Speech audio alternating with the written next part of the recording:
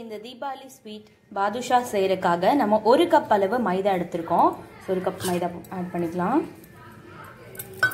இதில் நான் 1/2 டீஸ்பூன் அளவுக்கு பேக்கிங் சோடா எடுத்திருக்கேன். பேக்கிங் சோடா போட்டுட்டு கொஞ்சம் நல்லா கலந்து விட்டுக்கலாம். முதல்ல இதை ரெண்டுத்தையும் நல்லா கலந்து விட்டுக்கலாம்.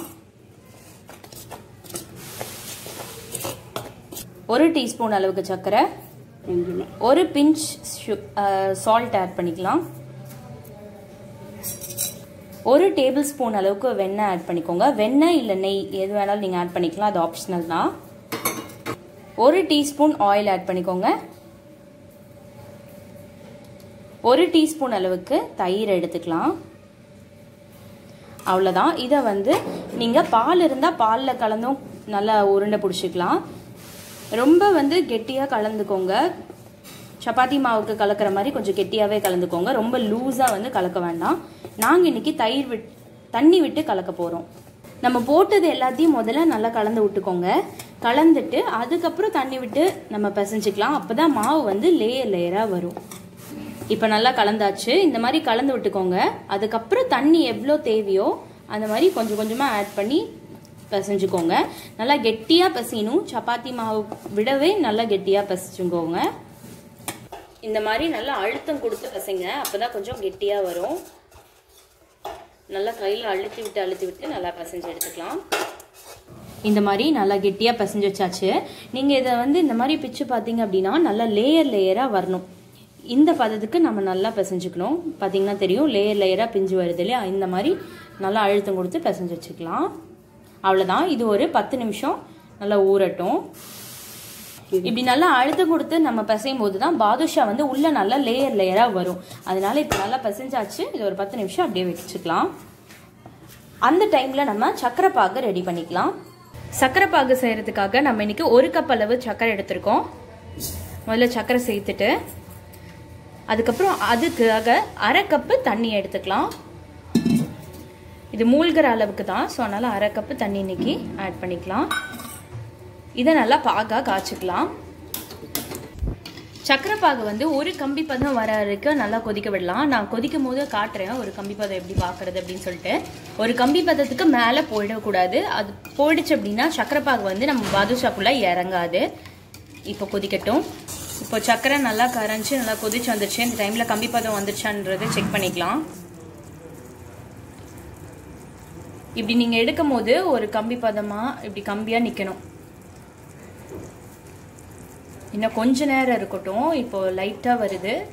கொஞ்ச நேரம் விட்டு நம்ம கரெக்டான அந்த டைமில் ஆஃப் பண்ணிடலாம். கொஞ்சம் வருங்க. 1 மினிட்க்கு ஒருக்காவே நம்ம செக் பண்ணிக்கலாம். ஏன்னா கம்பி பதம் வரல அப்படின்னா நம்ம இன்னும் கொஞ்ச நேரம் கூட விடலாம். ஆனால் வந்துருச்சுன்னா உடனே ஸ்டாப் பண்ணணும். ஓகே, போதும். இந்த அளவுக்கு கம்பி பதம் வந்துருச்சு. உங்களுக்கு தெரியுதுன்னு நினைக்கிறேன். கம்பி மாதிரி வருது இல்லையா? இப்போ இந்த டைமில் நம்ம அடுப்பு ஆஃப் பண்ணிடலாம். ஆஃப் பண்ணுறதுக்கு முன்னாடி ஏலக்காய் தூள் கொஞ்சம் போட்டுட்டு கொஞ்சமாக லெமன் ஜூஸ் புழிஞ்சு விட்டதை நம்ம ஆட் பண்ணிக்கலாம். லெமன் ஜூஸ் நம்ம எதுக்காக ஆட் பண்ணுறோம் அப்படின்னா நம்மளுக்கு கட்டி சேராது. இந்த பாகு கொஞ்ச நேரம் கழிச்சதுக்கப்புறம் வெள்ளை வெள்ளையாக அப்படியே கட்டி மாதிரி ஆகிடும். அது மாதிரி ஆகாமல் இருக்கிறதுக்கு லெமன் ஜூஸ் ஆட் பண்ணுறோம். அவ்வளோதான், ஆஃப் பண்ணிக்கலாம். இதுவும் 10 நிமிஷம் நல்லா ஊறிடுச்சு. ஸோ இந்த டைமில் கையில் கொஞ்சமாக ஆயில் அப்ளை பண்ணிவிட்டு நம்ம ரவுண்டாக பிடிச்சி எடுத்துக்கலாம். முதல்ல நல்லா எடுத்துட்டு முதல்ல ரவுண்டாக தேய்ச்சிக்கோங்க. அங்கங்கே கிராக் இருக்க தான் செய்யும். அது பிரச்சனை இல்லை. கிராக் இருந்தாலும் ப்ராப்ளம் இல்லை. நம்மளுக்கு நல்லா உருண்டை பிடிச்சிட்டு அதுக்கப்புறம் ஃப்ளாட்டாக தட்டிட்டு நடுவில் சென்டராக ஓட்டை போட்டுக்கலாம். ஹோல்ஸ் கையில் இந்த மாதிரி ஓட்டை போட்டு விட்டு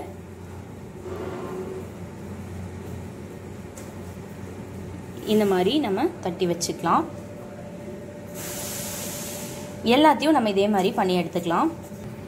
இந்த மாதிரி நல்லா ஃபர்ஸ்ட் உருண்டை பிடிச்சிட்டு அதுக்கப்புறம் தேய்ச்சிட்டு நல்லா கொஞ்சம் அமுக்கி விட்டுட்டு அப்புறம் இந்த ஹோல்ஸ் போடணும். இந்த ஹோல்ஸ் நல்லா ஓட்டை போடும் போது உள்ளெல்லாம் நல்லா வேகும். அதனால தான் இந்த மாதிரி ஹோல்ஸ் போடுறோம். எல்லாத்தையும் பிடிச்சி எடுத்து வச்சுட்டு காட்டுறேன். அவ்வளோதான், எல்லாத்தையும் நல்லா பிடிச்சி எடுத்தாச்சு. இன்றைக்கி நம்மளுக்கு 1 கப் அளவுக்கு நம்ம மாவு போட்டோம். 11 பாதுஷா வந்திருக்கு. இது நம்ம இப்போ எண்ணெயில் மிதமான சூட்டில் பொரிச்சு எடுத்துக்கலாம். ஸோ ஆயில் முதலே ஹீட் பண்ணியாச்சு. ஹீட் ஆகிடுச்சு. கம்மி பண்ணிக்கோங்க. கம்மி பண்ணி மிதமான சூட்டில் போட்டு எடுத்துக்கலாம். போட்டோன்னா முதல்ல நம்மளுக்கு உள்ளே போயிடும். நல்லா வெந்த போது தான் மேலே வரும். ஸோ அப்போமே நம்மளுக்கு தெரிஞ்சுக்கலாம் உள்ளே வந்து கொஞ்சம் வெந்திருக்கு அப்படின்னுட்டு. கொஞ்சமே போட்டு எடுத்துக்கோங்க. அடுத்த செட்டு போட்டுக்கலாம். இப்போ நம்ம ஒரு 5 துண்டு மட்டும் தான் உள்ளே போட்டிருக்கோம். நல்லா இந்த மாதிரி பபிள்ஸாக வருது பாருங்கள்.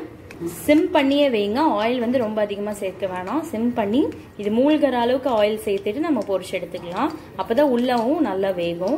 அதே மாதிரி போட்ட உடனே நம்ம திருப்ப வேணாம். ஒரு 30 செகண்ட் வந்து இருக்கட்டும். அதுக்கப்புறம் நம்ம திருப்பிக்கலாம். நம்மளுக்கு கொஞ்சம் வெந்துருச்சுன்னா பார்த்தீங்கன்னா தெரியும் மேலே வருது பாருங்கள். அதே வந்து மேலே வந்துடும் இந்த மாதிரி. அப்போ நம்மளுக்கு உள்ள லைட்டாக வெந்துருச்சுன்னு தெரிஞ்சுக்கலாம். இப்படி மேலே வந்ததுக்கப்புறம் ஒரு 2 மினிட்ஸ் விட்டு நம்ம வந்து இது திருப்பி போட்டுக்கலாம். இப்போ பார்த்தீங்கன்னா எல்லாம் நல்லா மேலே வந்துருச்சு. இந்த டைமில் வந்து நம்ம எல்லாத்தையும் திருப்பி போட்டுக்கலாம்.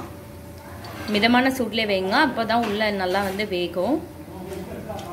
ஒரு சைடு வந்து நல்லா கோல்டன் ப்ரௌனாக வந்துருக்கு பாருங்கள். இப்போ எல்லாத்தையும் திருப்பி போட்டு கொஞ்சம் நேரம் விடலாம். 2 பக்கம் இந்த மாதிரி நல்லா திருப்பி விட்டு நல்லா வேக விடுங்க. வெந்த போதே உங்களுக்கு நல்லா தெரியும் இந்த மாதிரி லேயராக வரும். இதுதான் கரெக்டான இது. ஸோ கொஞ்சம் அப்படி திருப்பி போட்டு லைட்டாக கோல்டன் ப்ரௌன் கலர் வர வரைக்கும் நல்லா வேக விடுங்க. அவ்வளோதான். இந்த ஸ்டேஜில் நம்ம எல்லாம் நல்லா எடுத்துடலாம். நல்லா எண்ணெய் வடிகட்டி நல்லா எடுத்துடலாம். இப்போ பார்த்தீங்கன்னா தெரியும் நல்லா லேயராக வந்திருக்கு.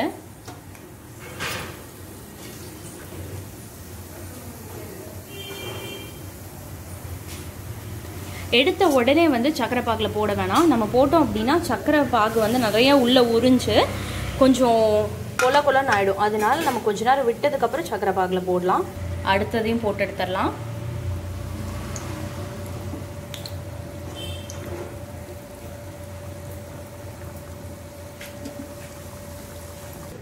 இப்போ எல்லாத்தையும் பொரிச்சு எடுத்தாச்சு.